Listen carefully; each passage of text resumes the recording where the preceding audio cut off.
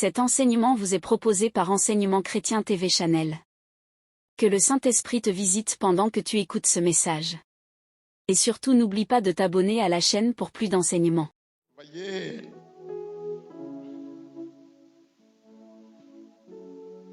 nous devons changer de positionnement en Dieu. Parce que personne ne peut rendre témoignage de Jésus si ce n'est pas l'Esprit. Mais j'ai découvert en méditant la parole de Dieu que il y a une constante, c'est l'Esprit. Mais l'expérience de l'Esprit n'est pas la même d'un individu à un autre. Et pourtant, c'est le même Esprit. Avant l'événement de Pentecôte, l'environnement dans lequel les croyants ont vécu leur demandait un certain niveau d'onction. Dans Ézéchiel 47, on parle des niveaux d'onction. La Bible dit que devant le sanctuaire, il y avait de l'eau qui jaillissait. Ce torrent intarissable. Mais Dieu dit à Ézéchiel de faire une expérience de l'Esprit en fonction de ce à quoi il appelle. Ézéchiel descend dans les eaux. Il dit que les eaux lui arrivaient à la cheville. Et Dieu lui dit, avance. Il dit, après 1000 coudées, l'eau lui arrivait aux genoux. Dieu lui dit, avance. Il était déjà dans l'onction. Mais dans l'onction, il y a des demeures. Dieu lui dit, avance. Il descend encore et l'eau lui arrive à la hanche. Dieu lui dit, avance. J'ai noté que l'Esprit a toujours animé ce que Dieu avait mis de côté pour lui. Mais quand on passe dans la nouvelle alliance, après l'expérience de Pentecôte, on observe que le niveau d'onction qui nous est nécessaire s'appelle rempli. Dis à ton frère, rempli. C'est un qualificatif qu'on n'utilisait pas dans l'Ancien Testament. On dit mu par l'Esprit, agité par l'Esprit, l'Esprit sur lui. Mais quand on est entré dans la nouvelle alliance, voilà qu'un nouveau concept, un nouveau qualificatif s'ajoute à la mention de l'Esprit. Il faut en être rempli. Parce que l'expérience dans laquelle nous sommes nécessite une part d'onction qu'on appelle rempli. Voilà pourquoi la pêche ne peut pas être miraculeuse pour ceux qui sont au bord du lac. Il leur faut avancer dans les eaux profondes. Il faut qu'ils aillent au large. Là où ce n'est plus la science de l'homme qui opère, mais c'est le pouvoir de Dieu qui réalise. Est-ce que quelqu'un me suit?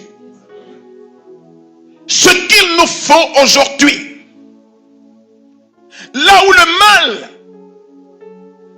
agit de manière insidieuse dans tous les secteurs de la vie de l'homme, nous ne pouvons plus y avancer dans ce monde avec une autre mention de l'Esprit que rempli.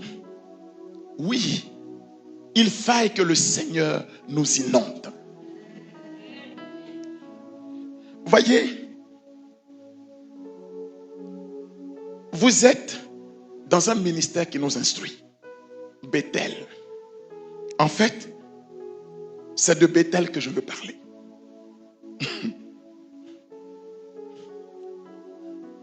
Jacob était arrivé sur une terre qui s'appelle Luz. Quand vous prenez la définition du terme hébreu Luz, c'est déjà quelque chose de bon. Mais Dieu ne voulait pas pour Jacob quelque chose de bon. Dieu voulait pour Jacob quelque chose de parfait.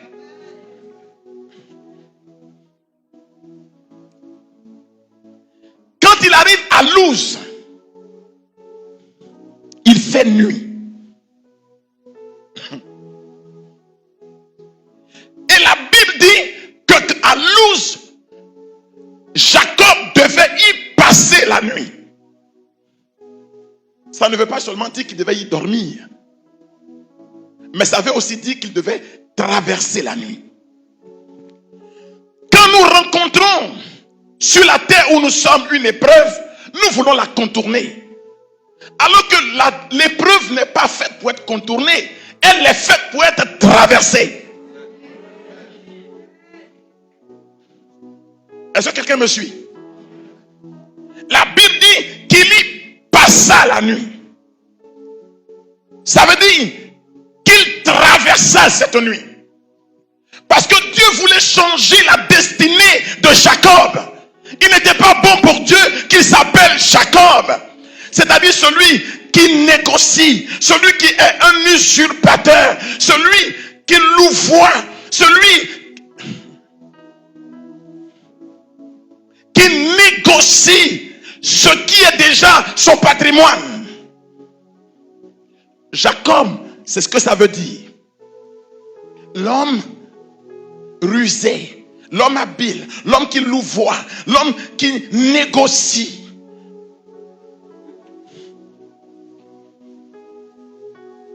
Il était à Luz. Dieu lui dit, tu ne quitteras pas Luz, parce que tu affronteras Luz. Mais pour affronter Luz, il faut s'adosser sur une pierre. David prit une pierre et il se coucha sur la pierre. C'est pas ça? Genèse 28. Il mit sa tête sur la pierre. La Bible dit que la pierre, c'est le rocher des siècles. Que si nous bâtissons sur une pierre, quelles que soient les tempêtes, notre maison ne sera pas emportée. La pierre sur laquelle tu bâtis une demeure stable, c'est la parole de notre Père.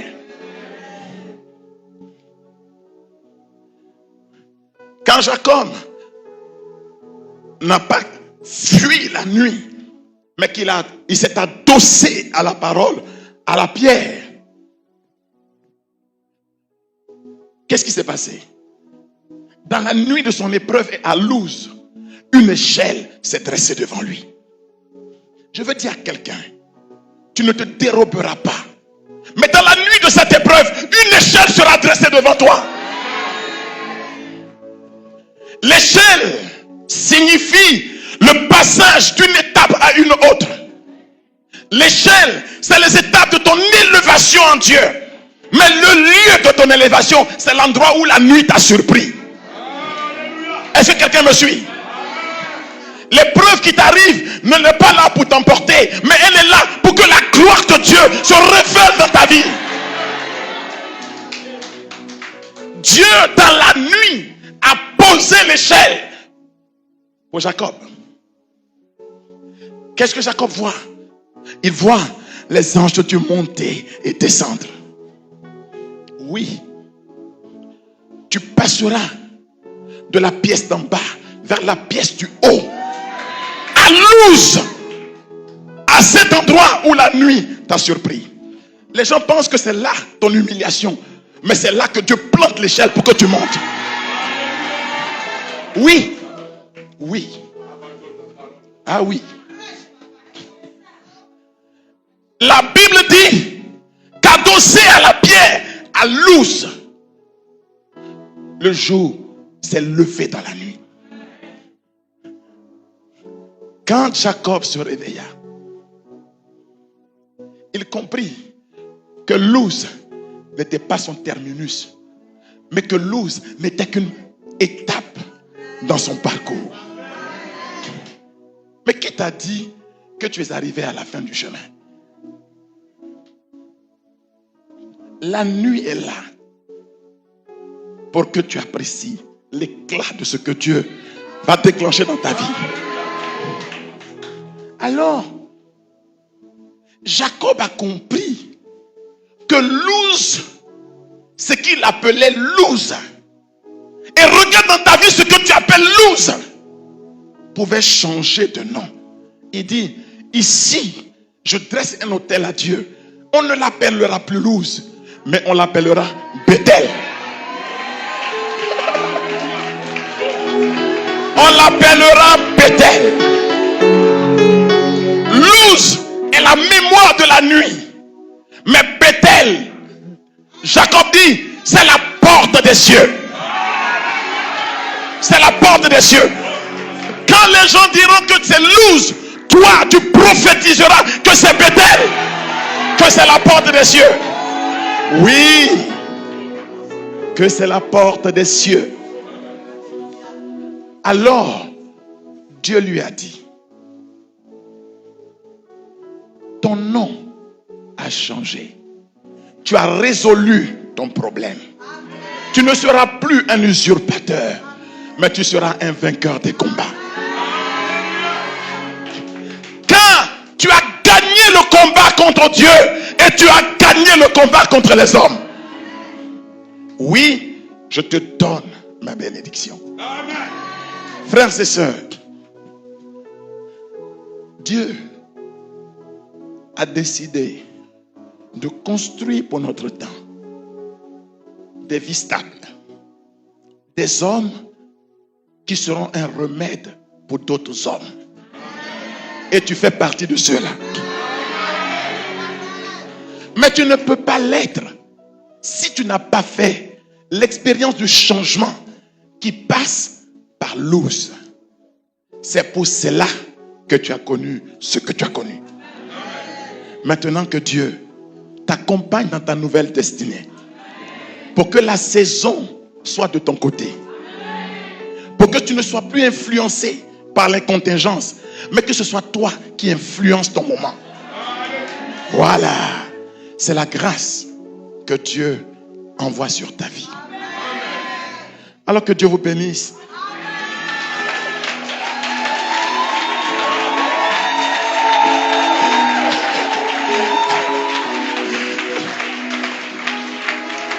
C'était le but du cheminement qu'on a fait.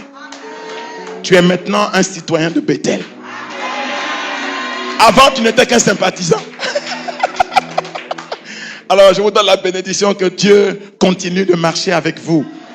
N'oubliez pas que dans la nuit, il faut s'adosser sur le rocher, le Christ lui-même. Le Seigneur soit avec vous. Que Dieu Tout-Puissant vous bénisse et vous garde, le Père, le Fils et le Saint-Esprit. Que les choses du ciel soient relâchées dans vos vies. Cet enseignement vous a été proposé par Enseignement Chrétien TV Channel. Si vous avez été béni par ce message, abonnez-vous à notre chaîne pour plus d'enseignements. Que Dieu vous bénisse.